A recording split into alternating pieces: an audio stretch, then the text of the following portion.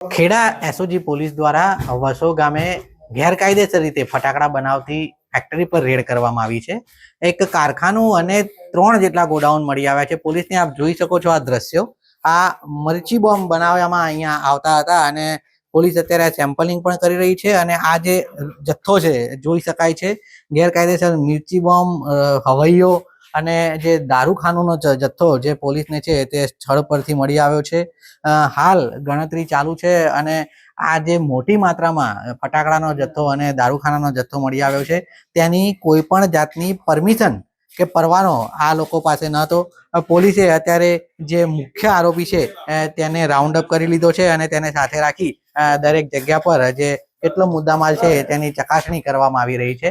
આ મોડી રાત સુધી આ ચકાસણી ચાલુ રહેશે તેવી શક્યતા છે। ત્યારબાદ જ ટોટલ કેટલો મુદ્દામાલ ઝડપાય છે તે ખબર પડશે। યોગિંદરજી, ન્યૂઝ કેપિટલ, નડિયાદ।